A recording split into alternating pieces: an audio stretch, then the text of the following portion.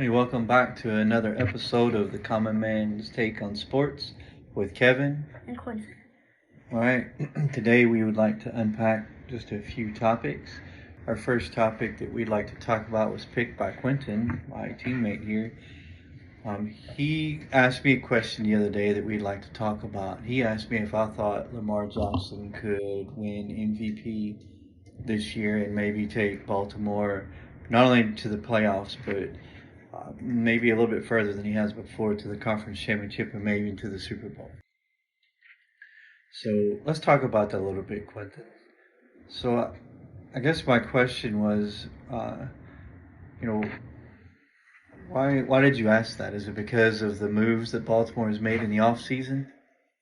Yes, it is because of the moves that they've made in the offseason because they got a better wide receiver group than last year. That is true. Last year, Baltimore had Rashad Bateman, who was supposed to become the number one receiver when Marquise Brown was traded to the Cardinals. However, um, Rashad Bateman got hurt. He ended up only playing 6 games. But even in those 6 games, from what I saw, I don't think that I think he's a good wide receiver, and I think that he'll be fine in that group, and he'll be one of the top receivers in that receiving group. But I don't think he's a number one receiver, and I just don't think that he showed that. And it was only 6 games. Maybe if he doesn't get hurt, he finishes out the rest of the season, and maybe he becomes the number one wide receiver. You don't know. That's a what if. But I just don't think he's a number one receiver. I think he's a really good receiver, but I don't think he's a number one receiver. But now that you mentioned the wide receiver group, let's talk about that a little bit. So I know that they went out and they signed a couple of wide receivers, but they also drafted one that I'm really interested in seeing get out there on the field. Zay Flowers, right? Yeah. So they drafted him from Boston College.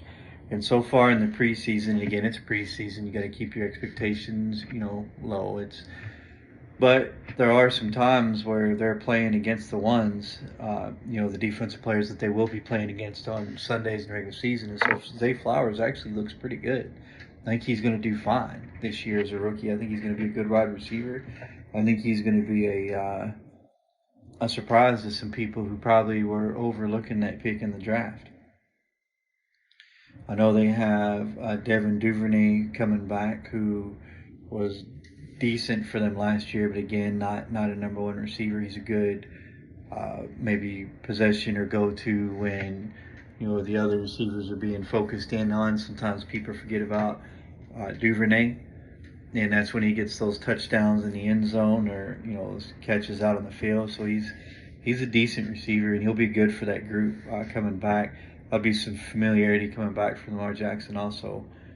But the next person I want to talk about is Odell Beckham Jr., right? A lot of Lamar's success this year is really going to depend on he's the one they picked up that they wanted to be the number one receiver, obviously, right? Because he's a superstar. He was a superstar before he went down with injury in the Super Bowl with the Rams a couple of years ago, right?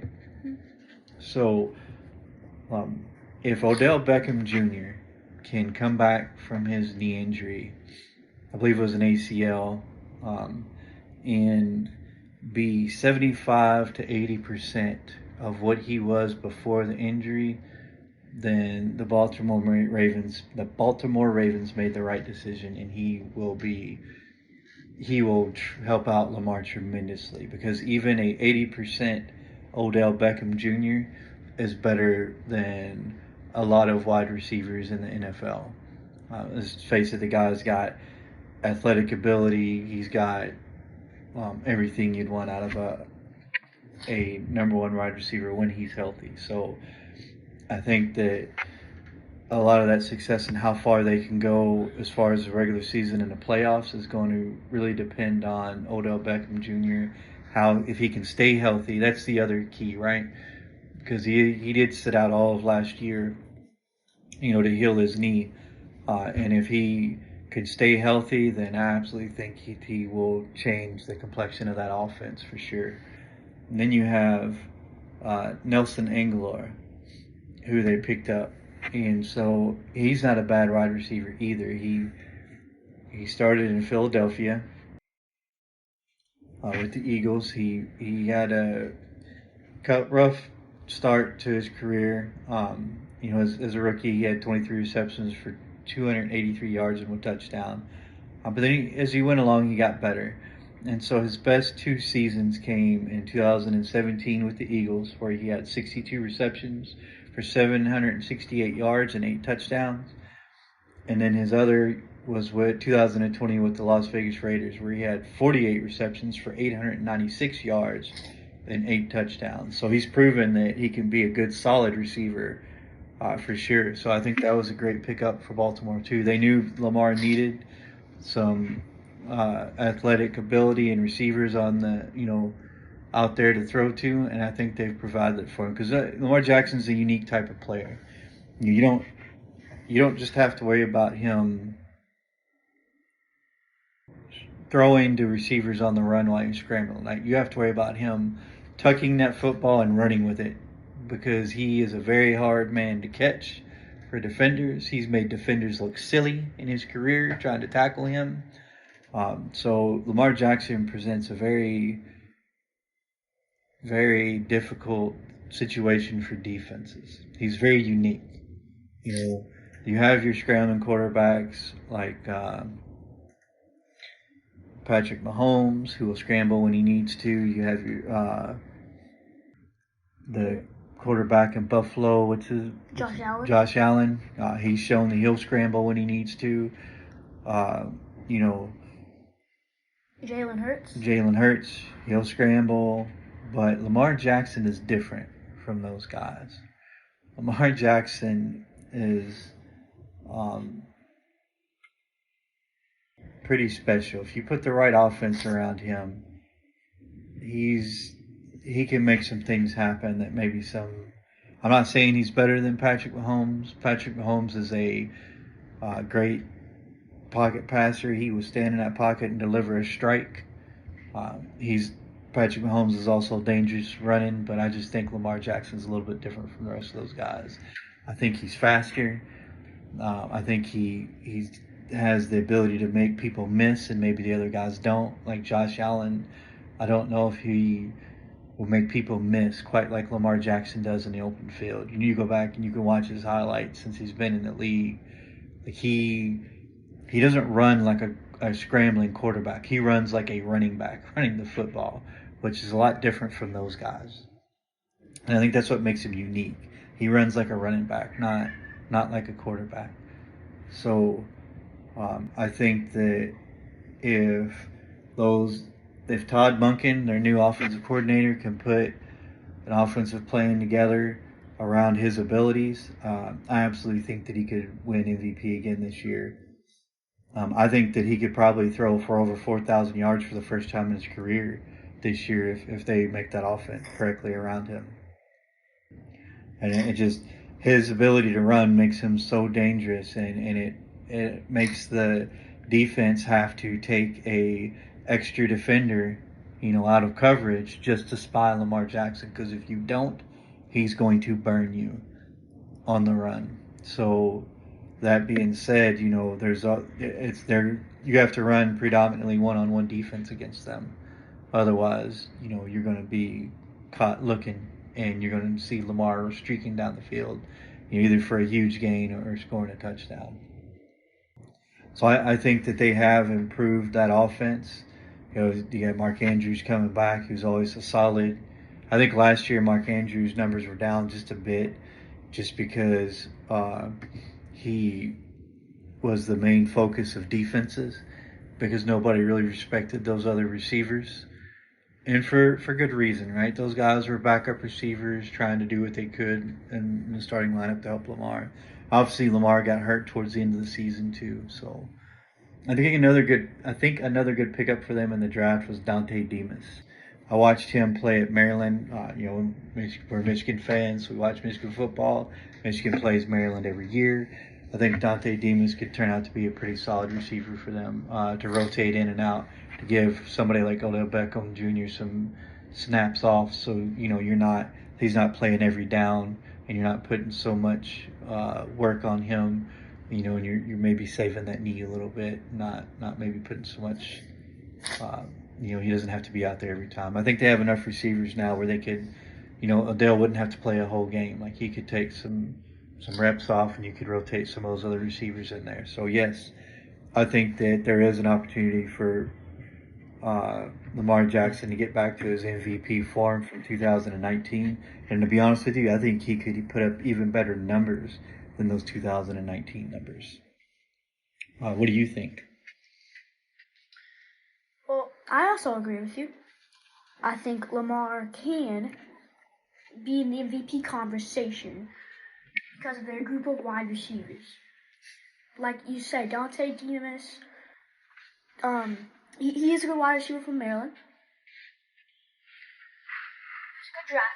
He was a really good draft pick for them. And I think Zay Flowers is going to turn out to be the better draft pick and the better receiver right away between the two. But I think Demas could be definitely help them out to rotate some of the receivers out. I'm sorry, go ahead. Yeah, I think Zay Flowers can have an impact season because I've been watching some highlights of Zay Flowers, and I've seen how good he was at Boston College as a wide receiver. And I think he will make an impact here this year and not put all the pressure on Odell. Because like you said, some of those wide receivers can back Odell up. Yeah, I think Nathan Anglor was definitely a good pickup. Or Nelson, sorry, I said Nathan. I don't know why I said Nathan. Nelson Anglor was a good pickup for them to help out with that also. So Odell's not the main focus. Go ahead. Hopefully Bateman comes back fully healthy too. That would help also for that wide receiver group. But go ahead. Yeah, that would really help. And picking up Nelson Aguilar was a good move for the Ravens. Because those two wide receivers put Lamar in a position that he can win MVP this year and lead the Ravens back to the playoffs and make them a playoff contender. And like you said, it also depends on OBJ's health. It also depends on his health. A couple years ago, he had a season-ending knee injury in the Super Bowl. It does depend on his health. And picking up Nelson Aguilar, that was a good move for them. So then, if Odell gets injured, he'd be able to replace him. And then picking up Zay Flowers in the draft was a good move as well. I think they've set themselves up where I don't know. I'll have to look. I don't know what Rashad Bateman's status is from his injury of last year, but if he wasn't ready to go right away, they could let him rest a little longer to recover from his injury because I think they do have a lot better depth at wide receiver this year than they did last year. Yeah, I think they do because picking up those two guys, like you said, that they have a great wide receiver group because they have Rashad Bateman, OBJ, Zay Flowers, Nelson Aguilar. Puts them in a good wide. That puts them in a good position for Lamar. I definitely think that they could be very, very dangerous in that division and in the AFC this year. If health, I know that there's been an issue between J.K. Dobbins and the team. His contract, I think he's in his 5th year. I don't know. I have to go back and look. I think he's in his 3rd year. I think he's unhappy about his contract and he wants to re-sign, but with Gus Edwards there, that's not a huge deal. Gus Edwards is also a very good running back. They also got Melvin Gordon. Yep, also picked up Melvin Gordon, so I don't think that even if J.K. Dobbins doesn't play, I think they'll be just fine at running back. Even then, like you have Lamar Jackson, so whatever running back you have is going to split carries with him anyway. Because also picking up Melvin. So to answer your question, I do think that they've set that offense up if everything goes right for them and they can stay relatively healthy and Lamar can stay healthy. I think that he absolutely will be could be in the MVP conversation this year. So let's move on to a little bit of baseball. Let's talk about the baseball standings. I did a little bit of a podcast when you weren't here. We can expound a little bit. So the playoff picture is starting to come into focus. Yeah. You have Baltimore, who's leading the division. Unfortunately, my favorite team, the New York Yankees. The Yankees will now have a losing record for the first time in a very long time. They're not going to make the playoffs. They're not even in the hunt for the wild card. And they're on a 7-game losing streak right now, and I just don't think they're going to recover. They're done for this year. When they didn't make any moves at the trade line, they pretty much mailed that in for the season, I think, in my personal opinion. So they're definitely done in that division. But that division was a tough division this year in their defense. Until the Yankees had a losing record, every team in that division had a winning record and was over 50%. Baltimore is killing it right now. Tampa Bay is killing it. Then you have Toronto and Boston really turned their season around, and they're up there. Minnesota is leading their division. I don't think that Cleveland has a chance. They're close, but I don't think they're gonna. I think the Minnesota Twins are gonna end up winning that division. So I think those division winners are pretty much set, with the exception of the AL West. Now, Texas Rangers and Houston Astros are really close right now. The Texans are 72 and 51, and Houston is 70 and 53. So that's still going to be come down to the wire, I think, because they're so close to each other.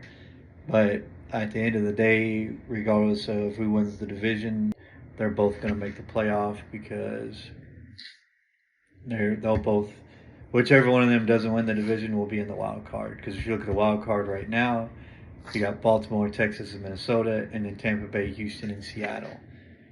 So either way, whoever wins the division, either Houston's going to be up there as a division winner and Texas will be in the wild card, or vice versa. But both of those will make it. Tampa Bay will make it. The one team that is battling it out for the last wild card spot right now is Seattle and Toronto. Seattle is 67 and 55, and Toronto is 68 and 56.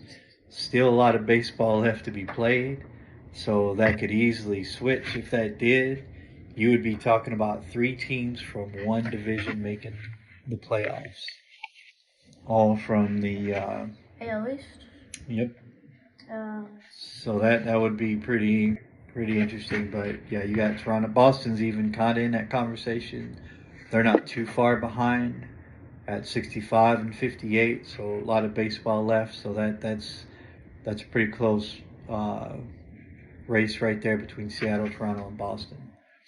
If we go down to the National League, you're looking at Atlanta, who has the best record in baseball right now at 79 and 42. The Dodgers at 75 and 47, and Milwaukee at 67 and 57. Sorry, what were you going to say? Did you have something to add to the American League Division winners? Go ahead. I'm sorry, I didn't give you a chance to talk. Yes. No, I also have something to add. I also have a little hope in the Tigers. Because as you can see, they're kind of getting close up there. But most people aren't talking about the Tigers, but I kind of have a little hope in the Tigers. Because you probably have more hope than most. At 55 and 67, they're getting close. They're getting close. All right. Go ahead. All right.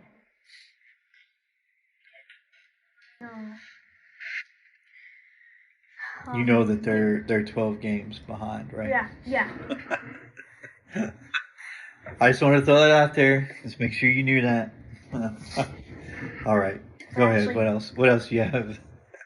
Actually, are you not with the thing?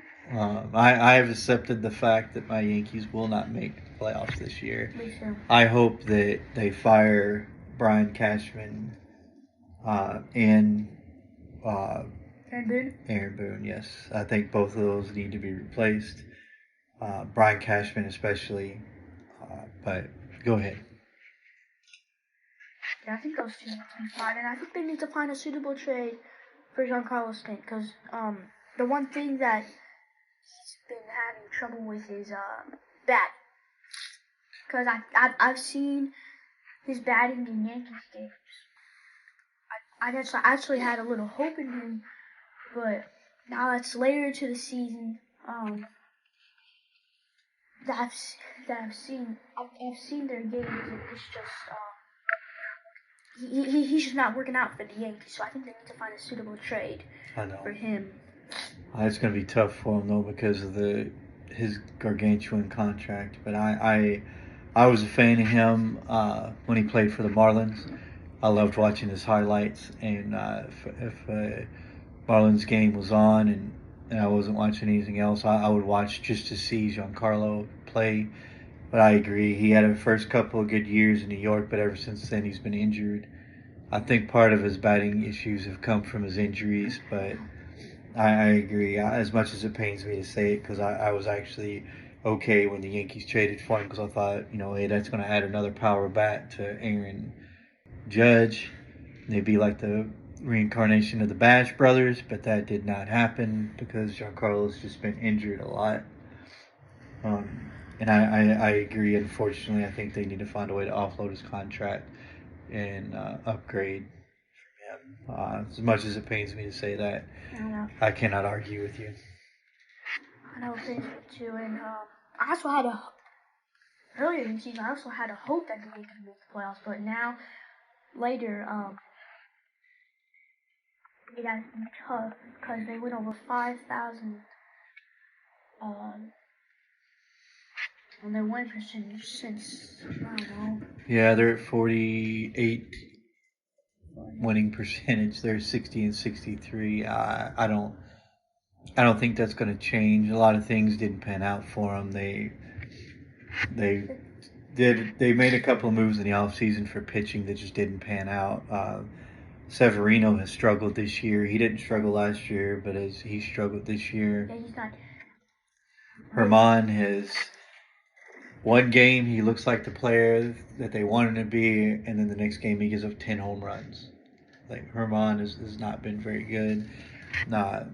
Nestor Cortez, Nasty Nestor, has been injured off this year. Last year he had a great season. This year he struggled with injuries. So Nasty Nestor's been hurt. There's a lot of things didn't pan out. Injuries played a role in where the Yankees are at right now. But I think there's some bad decisions made by Brian Cashman bringing back Josh Donaldson. I thought they should have let him walk and upgraded third base. I do like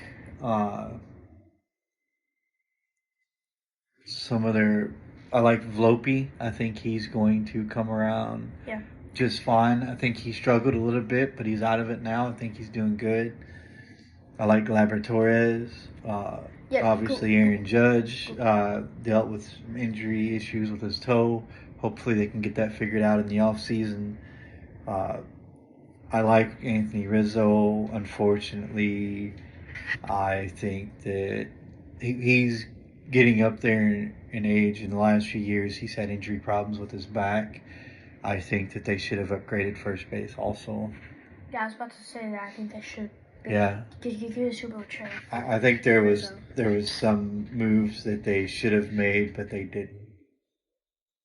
So let's move down to the National League, where you have Atlanta, the Dodgers, and the Milwaukee Brewers, all as division leaders right now. Yeah. As you look down, you see Philadelphia at 67 and 56, San Francisco at 64 and 58, and the Cubs at 63 and 59, all leading their divisions. However, I want to point out that the Cincinnati Reds are hot right now, and I think that they are going to overtake the Cubs for the wild card.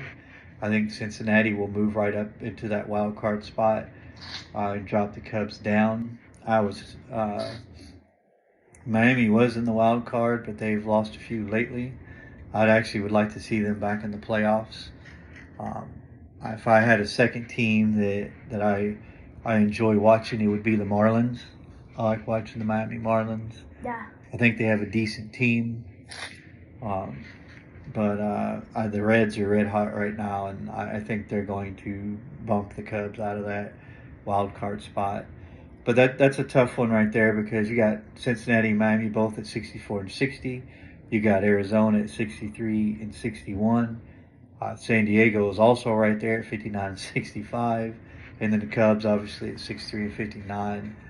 And even San Francisco at 64 and 58. Like they could also be bumped out at wild card spot. You have one, two, three, four, probably five teams right there that are still in the hunt for those final two wild card spots in the National League. So National League's a tight race right now for that wild card.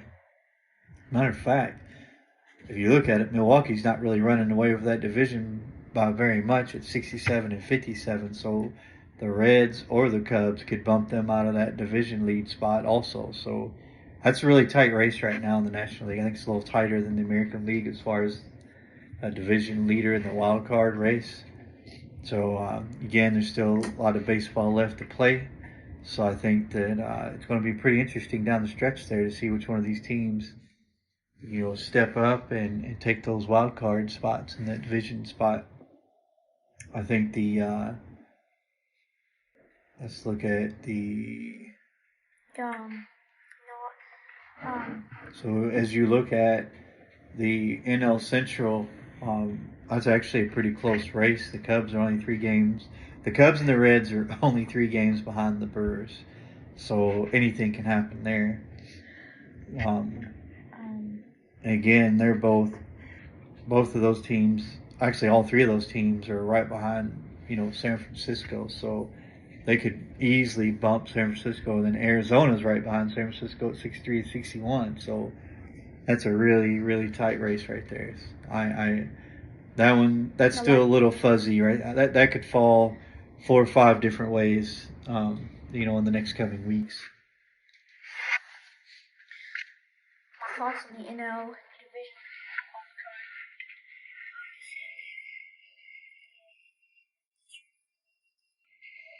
Dodgers.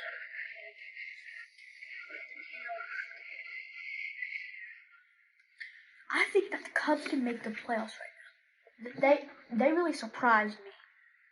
With really close to the playoffs, they really surprised me. Because Cody Bellinger has just been.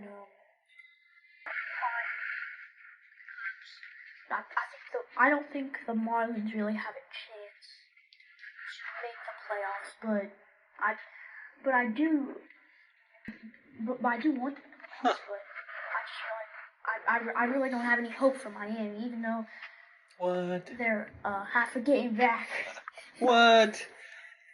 I think Miami's got a good shot to get in there. I don't think Miami has a chance because have you seen? I actually think Miami will finish this season with a better record than the Cubs. What do you want to bet? I bet you that the Marlins finish the season with a better record than the Chicago Cubs. I bet you. I bet you ice cream. I will take you and buy you ice cream if the Cubs end the season with a better record than the Marlins. I think the Marlins will end with a better record than the Cubs. What are you going to give me? What are you going to give me if the Marlins end up with a better record than the Cubs? I think the Cubs are playing on borrowed time right now. I think the Reds and the Brewers are going to come out of that division, and I think that Miami will bump them out of the wild card. There's no way. Have you seen how Miami's been playing? They're in a little slump, but they're going to come back. I have no chance for Miami. I think the Cubs are overrated. No, they're not. No, they're not overrated. They're absolutely overrated. They're not. No chance for Miami. All right, that's a bet. We'll see whether the Cubs or the Marlins come out with a better record this year. And now we're facing Arizona. For me, the Arizona Diamondbacks have no chance. No chance. Even though they're 1.5 games back, I feel like they have no chance because their record, they could have. Let's see, what the NL West right now? The NL West right now. When they're 63 and 61, they're almost below 5,000. Well, the Dodgers are looking pretty good in that division, 75 and 47. Yeah, It'd be tough really, to overtake that. They But really- they could very well pass up the San Francisco Giants, though. But I don't think they will. I think the Giants will come out of that. I think the Giants will end up having a better record. I just the wild card is the tough one because you have the Cubs who have the Reds, and as a matter of fact, I'm looking at your sheet over there, and it actually has the Reds above the Cubs. Yeah, I loaded this. And so I think that I think either one of those three teams, any one of those four teams, the Cubs, the Reds, the Marlins, or the Arizona Diamondbacks could take that last wild card spot. As a matter of fact, the Cardinals could bump the Giants out. So I don't know. It's tough. There's a lot of baseball left still to play. So we'll see what happens. I had a little chance for the Cardinals because they had, let's see, Tyler O'Neill, Paul Goldschmidt. But now, I'm looking at their record. They almost got 70 losses. I have really no chance for them to bump the Giants. But I also think that the Giants will lose. To be honest with you, the wild card is going to come down to the Giants, the Cubs, the Reds, the Marlins, and the Diamondbacks. I don't think anybody below the Diamondbacks is going to make a big enough push to push themselves. Not at this point. To push themselves into the wild card conversation. I think that's the teams you're looking at fighting it out for the wild cards in the National League wild card race. But the Padres. Look at the Padres right now. I don't think that they'll. There's a slight chance, but it's tough, and I just don't think that they're going to make up enough ground to fight their way into the race. I think you're looking at a Diamondback, Marlin, Red, Cub, and Giants race. That's the teams right there. Whoever makes the wild card is going to come from 1, 2, 3, 4, 5. Those 5 teams. Whoever makes the wild card is going to come from those 5 teams. I think Philly's set. I think Philly will get in the wild card. I don't think that. I think the fight's going to be between those 5 for the last 2 spots. That's just my opinion. I could be wrong. I've been wrong before, but that's just my opinion. Well, for me, I think now. I want the Mets to lose every game for the rest of the season. Now, I had little hope in the Mets before they traded Justin Verlander. Well, the Mets have officially said their season's over when they traded Verlander and Scherzer.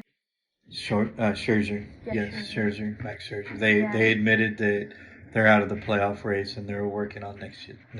So I think they're preseason favorites, right? Yeah, they traded Verlander back to the Astros, didn't they? God, I hate the Astros. I wish they hadn't done that. I don't want the Astros to win anything. I'd just be lucky that the Yankees beat them when they had Verlander back. Anyway, yep. So that's my take. I mean, anything can happen in fall in a different way between those 5 teams. I think you'll see those probably switch up 10 more times before the end of the season and all said and done, because they're all so close to each other. Their records are almost identical at this point. That's why I think that the race is between those 5 teams, because their records are almost identical. So most people wouldn't say this, but I feel like the Nationals may have a chance. I know they're done. I knew you were gonna say that, but I feel like they have a slight chance. Because they're only 8 games back when 8 games. They- 8 games will be 12 by next week. Anything can happen. It's baseball. If bats get hot, it's anything can happen. But I don't think so. I told you the 5 teams. I think it's I feel like my 5 teams would probably be the Reds, Padres, the Nationals. Let's see, the Marlins, and maybe. It hurts me to say this, but the Diamondbacks, because I could not. I just can't say the Mets. I can't say the Mets. But I really don't think the Diamondbacks have any chance of it. I really don't. My hopes are really down for the Marlins as well. Tell you what we're gonna do next week. I'm gonna try to get a guest on our show. He's an Atlanta Braves fan. I'd like to talk a little bit about the Braves. The Braves look really good. So the Braves had a surprise player really break out this year, Matt Olson, and he has really been killing it. They have 2 MVP candidates right now. Ronald Acuna Jr. and Matt Olson. Yes, and I'm gonna try to get that Braves fan on this show so we can talk a little bit about those 2 guys and just what the Braves look like this year. But the Braves they look really good. I think they have a chance at the World Series this year. I know they won just a couple of years ago. I think they got another opportunity to win again. The Braves, I think, look really good. But we'll save that for next week. See if we can't get that special guest on our show. Talk about the Braves a little bit. But for now, that is it. That's our show for today. We will cover some different topics next week. But that will conclude this show. We thank you for listening. We hope you subscribe and come back again next week to hear our next show. Make sure to comment down below which topics you want us to talk about. Next week we will we're working on setting up a YouTube channel, and we will have a place where you guys can drop comments to let us know if there's certain topics you would like for us to cover, like Quentin here was talking about. So I'm working on it. I hope to have that up and running by this week or by the end of this weekend, and we will post that out on our website. Until then, thank you, and that's it.